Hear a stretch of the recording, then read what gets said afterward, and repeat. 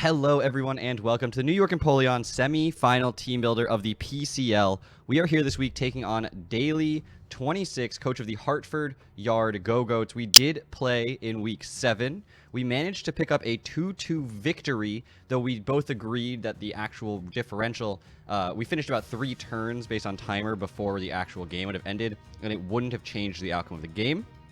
We still would have won that game. So, definitely won the game, but not convincingly, and I'm a little worried about that because this is a team that is very scary, has a lot of threats on it. So let's go back over what that team is, and I do have you'll see some sets that look really familiar and some sets that look very different from last time, and I'm excited to see what you guys feel about some of the mix-up here. So his team is GMax, Gengar, Tentacruel, Leafeon, Unfezant, Hitmonlee, Rotom Heat, Passimian, Skarmory, Primarina, Chansey, and Turtonator. Now, last time I did talk about all of his duplicate typings, but this time let's focus on the mons I think are most likely to show up in this battle. Things that I had issues with last time.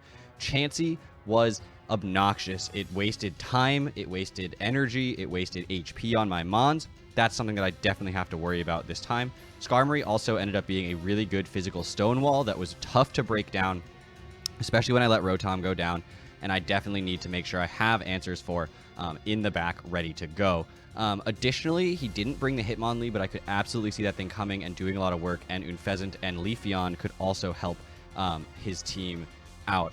Leafeon especially can give him a switch into the Rotom, which is super obnoxious. I really tried to make a non-Specs Rotom set work, but Specs, he has no electric immunity. He barely has any resistances in Rotom Heat and Leafeon, so it's just, and Turtonator, so it's just too good not to bring, because Rotom Heat doesn't like switching into a Rotom Wash. The chance I go for a Hydro Pump or even just a Volt Switch and get out into something else is too high to take.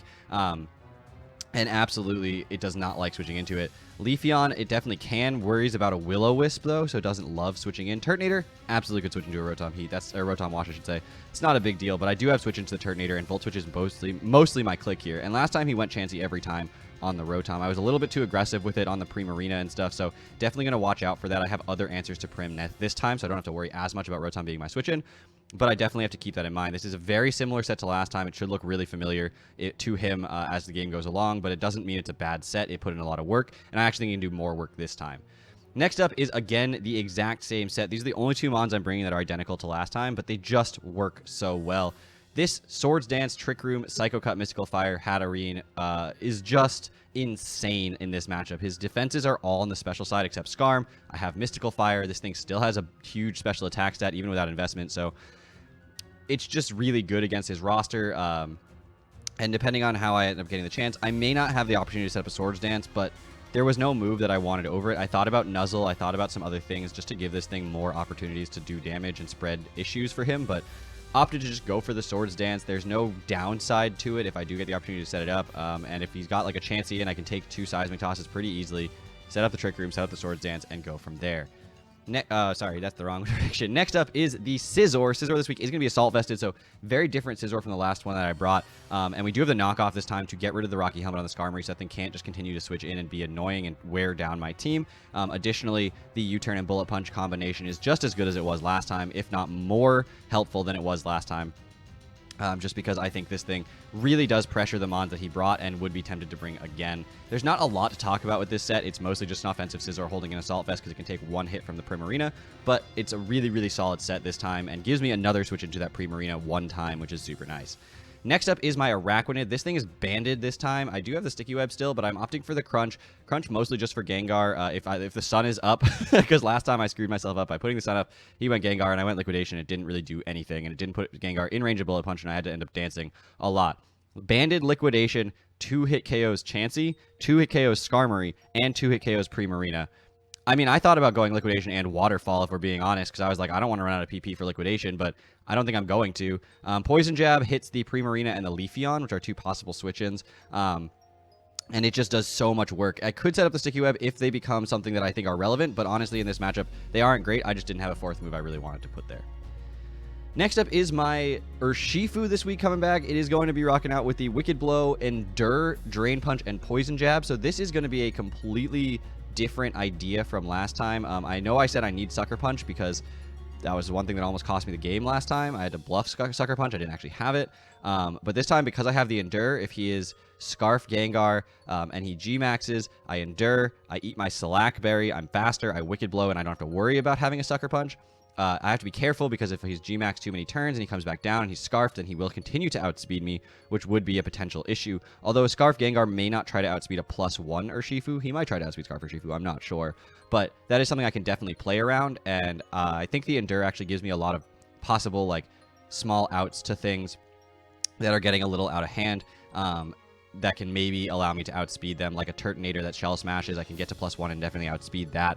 Passimian, potentially I can outspeed as well. And I have the Drain Punch to get some HP back, so I don't just immediately drop to another hit. For instance, if Passimian goes for close combat as I Endure, I then outspeed even a Scarf set, and then I Drain Punch. He's at -1. I immediately kill him, and then we're able to just Endure to Drain Punch, get all my HP back, kill the Passimian, and be at +1 and a huge threat. So that's definitely the idea behind this set. Do I think it's a sweeper? Absolutely not. It just does a lot of work against him and can wear things down, which is the idea of this. Because my sweeper this week is Noctowl. Yes, semifinals, we're bringing the Noctowl. And this set is insane. I have 205 HP. You know what that means? Seismic Toss ain't breaking a substitute. That's insane. You know what else doesn't break a substitute? Anything from Primarina if I can get one Calm Mind boost, except for Hyper Voice would technically do it, but Hyper Voice goes through a substitute, so it doesn't actually break it, and he can't break my Noctowl because I have just a 4 speed to outspeed a speed tie with Skarmory, and maybe if he's trying to creep with Primarina or something, I have a little bit of speed there, but sub Calm Mind, honestly, he can't break it with Chansey. That's setup fodder. Primarina, after I outspeed, it does one. I do one Calm Mind. He does like 30%, 33 to 40%. I do another Calm Mind. He does 20%, and then I just Roost, and I'm back to full and at +2. Hurricane, I'm worried about landing it. I'm worried about the PP, but honestly, this thing can get to +6 against Chansey, and then Hurricane doesn't really matter. It almost 2-hit KOs a Chansey at +6, but that's okay. I think Chansey is something that he's going to be using early, and Chansey is setup fodder for it, so I'm not too worried about it. I can just sub as he goes for like a Toxic or something, and then I can Calm Mind from there. His Seismic Toss can't break it, and we can just Hurricane. Hurricane, being Tinted Lens boosted, can destroy the Rotom Heat, can absolutely annihilate the Skarmory. I don't have to worry about those two at all. If I can get enough boosts, I can just go straight through Gengar as well, even G-Maxed. This thing does so much work this week. I am so excited to use it. It catches my opponents by surprise whenever I've done some mocks with it. So this thing, I hope, Primarina, Skarmory, and even the Rotom Heat, if he's not a nasty plot set, can become setup fodder for it. Is max special defense, basically max HP, just to hit that 205 important number. And we are just going to let Calm Mind boosts allow our special attack to become more relevant as time goes along, because I really want this thing to have that little bit of special attack to make sure that it can do that little bit of extra damage as needed. So that's the sets this week. That's the team I'm rocking out with. Hopefully it goes well. I'm expecting that I will at least be competitive. This is the semifinals, though, so anything can happen. And if I win, I move on to finals next week. And if I lose, I'm out of the playoffs. So hopefully we don't have to worry about that particular case, and we can go into finals and keep this team alive because I love using it. So anyway, I'll see you guys all back here tomorrow. Take care, everybody.